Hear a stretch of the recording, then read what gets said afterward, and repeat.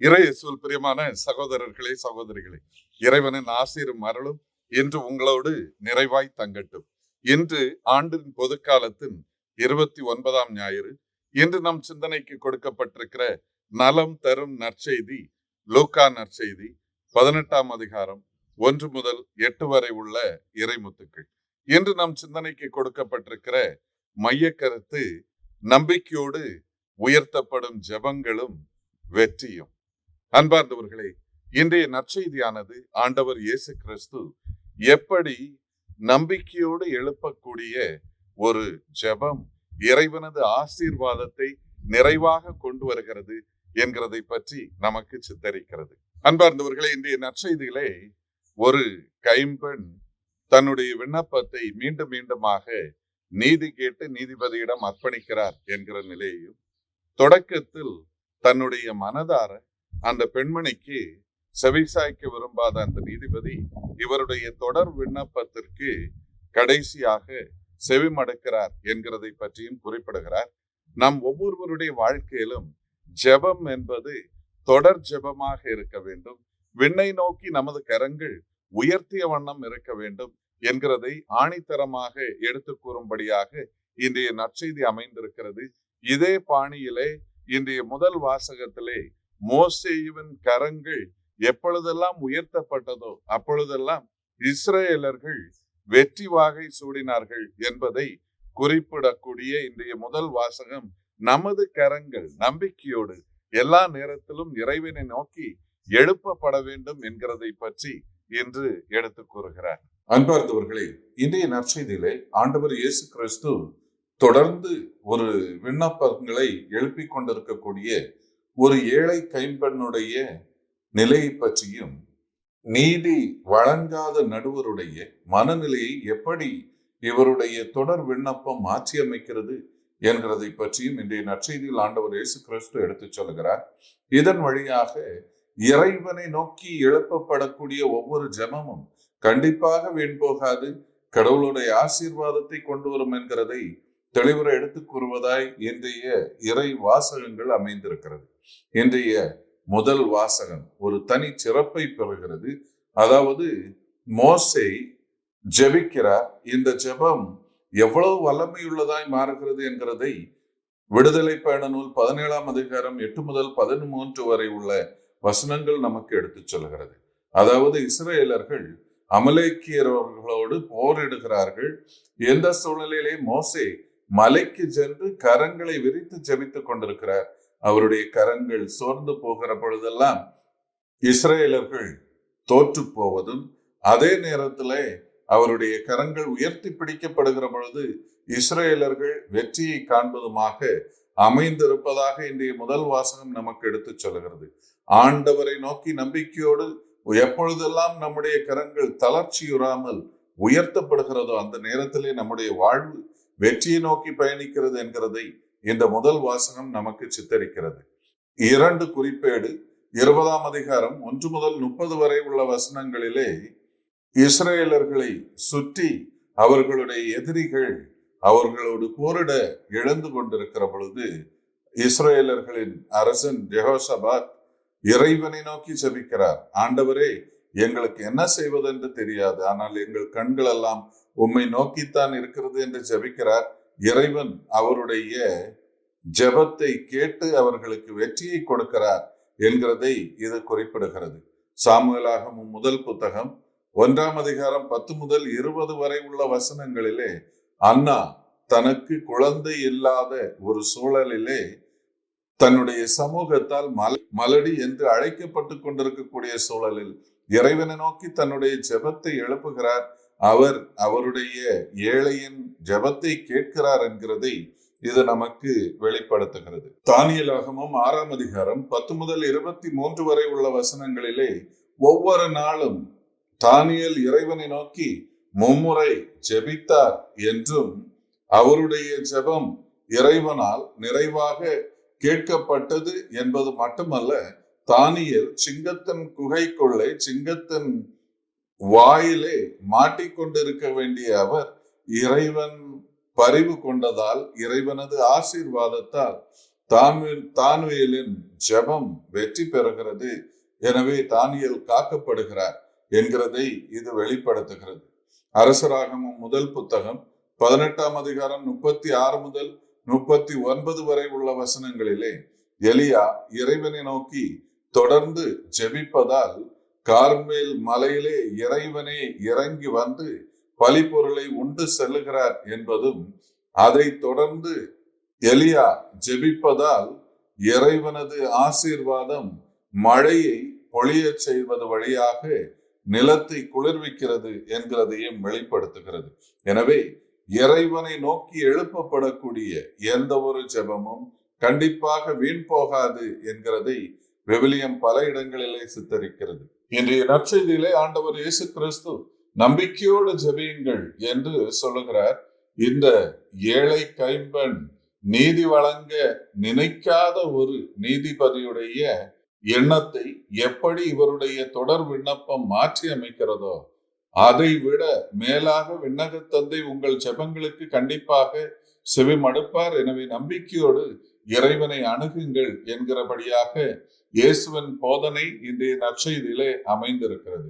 இயேசுடைய வாழ்க்கை ஒரு ஜெபத்தின் பயணத்தை நமக்கு சித்தரிக்கிறது. எடுத்துக்காட்டாக மத்தேயு நற்செய்தி 4ஆம் அதிகாரம் 1 முதல் 11 வரை உள்ள வசனங்களிலே இயேசு தன்னுடைய பாலைவன அனுபவத்தின் பொழுது தொடர்ந்து ஜெபிக்கிறார் என்றும், இறைவனது செயல்பாடு இயேசுவை இந்த சாத்தானின் தொல்லையிலிருந்து பாதுகாக்கிறது என்கிறதையும் நமக்கு வெளிப்படுத்துகிறது.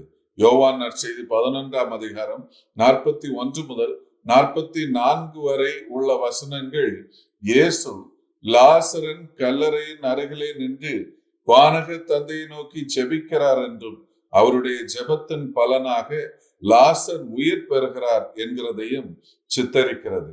அதே நேரத்திலே மார்க் நற்செய்தி 1ஆம் அதிகாரம் 35ஆம் வசனத்திலே இயேசு ஒவ்வொரு நாளும் விடியற்காலையிலே தந்தையை நோக்கி ஜெபிக்க தொடங்குகிறார். தன்னுடைய பணிக்கெல்லாம் அடித்தளமாக இயேசுவுக்கும் தந்தைக்கும் மத்தியிலே உள்ள இந்த உறவு வெளிப்பாடுதான் அடித்தளமாக அமைகிறது என்கிறதையும் வெளிப்படுத்துகிறது. லூகாஸ் நற்செய்தி 9ஆம் அதிகாரம் 28 முதல் 35 வரை உள்ள வசனங்களிலே இயேசு ஒரு மாற்றம் பெறுகிற பொழுது அவர் தந்தையை நோக்கி ஜெபித்துக் கொண்டிருந்தார் என்கிறதை வெளிப்படுத்துகிறது. இயேசுடைய இறுதி ராவுணவை பற்றி சித்தரிக்கக்கூடிய மத்தேயு நற்செய்தி 26ஆம் அதிகாரம் 26 முதல் 28 வரை உள்ள வசனங்கள் சொல்லுகிறது, இயேசு இறுதி ராவன் உணவின் பொழுது தன்னுடைய சீடர்களோடு அமர்ந்திருக்கையிலே தந்தையை நோக்கி ஜெபித்தார், தந்தைக்கு நன்றி சொல்லுகிறார் என்கிறதை குறிப்பிடுகிறது. லூகாஸ் நற்செய்தி 22ஆம் அதிகாரம் 39 முதல் 46 வரை உள்ள வசனங்கள் இயேசுவின் வாழ்க்கையின் மிக முக்கியமான கட்டம், அதாவது கெத்செமனி தோட்டத்திலே ஜெபிக்கக்கூடிய இயேசுவை பற்றி குறிப்பிடுகிறது. இவர் தந்தையிடம் தன்னை முழுமையாக முழு மனதோடு அர்ப்பணிக்கிறார் என்கிற நிலையையும் நமக்கு வெளிப்படுத்துவதாய் இருக்கிறது. லூகாஸ் நற்செய்தி 23ஆம் அதிகாரம் 34 மற்றும் 46 வசனங்கள் நமக்கு எடுத்து சொல்லுகிறது, இயேசு சிலுவையிலே தன்னுடைய இறுதி ஜெபத்தை எழுப்புகிறார். தந்தையை நோக்கி, தந்தையே இவர்களை மன்னியும் என்று தன்னை துன்புறுத்தியவர்களுக்காக ஜெபிக்கிறார் என்கிற நிலையை நமக்கு வெளிப்படுத்துகிறது. எனவே இயேசுடைய வாழ்வு பணி அனைத்தும் இறைவனை இணைந்து வாழ்வதுதான் மனித நம்பிக்கை வாழ்வின் அடித்தளம். இதுதான் நம்பிக்கை வாழ்வின் நங்கூரம் என்கிறதை ஜெபம் எப்பொழுதெல்லாம் தந்தையை நோக்கி எழுப்பப்படுகிறதோ அந்த ஜெபங்கள் வாழ்க்கையில் வெற்றியையும் இறை ஆசீர்வாதத்தையும் கண்டிப்பாக கொண்டு வரும் என்கிறதை நம்பிக்கையாக எடுத்து சொல்லுகிறது இன்றைய நற்செய்தி.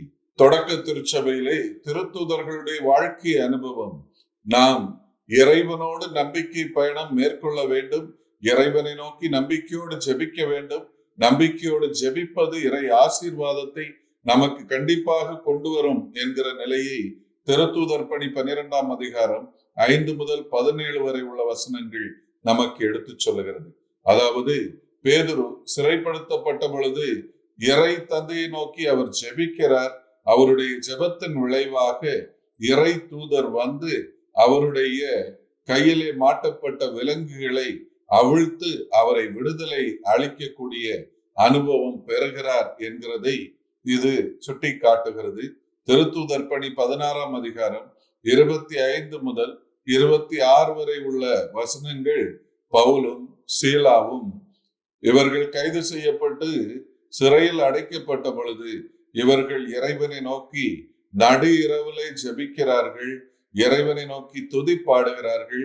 இவர்களுடைய ஜெபத்தின் விளைவாக நிலநடுக்கம் ஏற்பட்டு அந்த சிறையின் கதவுகள் திறக்கப்பட்டு அவர்களுடைய கரங்களிலே இருந்த சங்கிலிகள் உடைக்கப்படுகிறது என்கிறதை இது வெளிப்படுத்துகிறது. எனவே இறைவனது ஆசீர்வாதத்தை கொண்டு வரக்கூடிய அனுபவமாக ஜெபம் இருக்கிறது. நாம் எழுப்பக்கூடிய எந்த ஜெபமும் என்றும் வீண் போகாது என்கிறதை இந்த நற்செய்தி நமக்கு ஆணித்தரமாக எடுத்து சொல்லுகிறது. அன்பார்ந்தவர்களே, பல நேரங்களில் நம்மில் பலரும் இறை இல்லம் நோக்கி பயணிக்கக்கூடிய பல நேரங்களும் நாம் விண்ணப்ப பெட்டிகளோடு செல்லுகிறோம். நாம் ஆலயத்திலே நுழைந்ததிலிருந்து திரும்பி வரும் வரை ஒவ்வொரு நிலையிலும் நம்முடைய விண்ணப்பங்களை இறக்கி இறக்கி வைக்கிறோம். ஆனால் பல நேரங்களில் நம்மில் பலருக்கும் விரக்தி ஏற்படுவது, எத்தனை முறை நான் விண்ணப்ப பெட்டியோடு ஆலயத்திற்கு செல்ல வேண்டும், எத்தனை முறை கடவுளை நோக்கி ஜெபிக்க வேண்டும், என்னுடைய விண்ணப்பத்திற்கு மட்டும் ஏன் கால தாமதமாகிறது, என்னை சுற்றி இருக்கக்கூடிய பலருடைய விண்ணப்பங்கள் உடனடியாக கேட்கப்படக்கூடிய நிலையிலே என்னை மட்டும் ஏன் கால தாமதம் செய்ய வைக்கிறார் என்கிற நிலையில் நாம் பல நேரங்களிலே பொறுமை இழந்து விடுகிறோம். ஆனால் இன்றைய நற்செய்தி சொல்லுகிறது, விண்ணை நோக்கி எழுப்பக்கூடிய கரங்கள் கண்டிப்பாக ஆசீர்வாதத்தை கொண்டு வராமல் போகாது.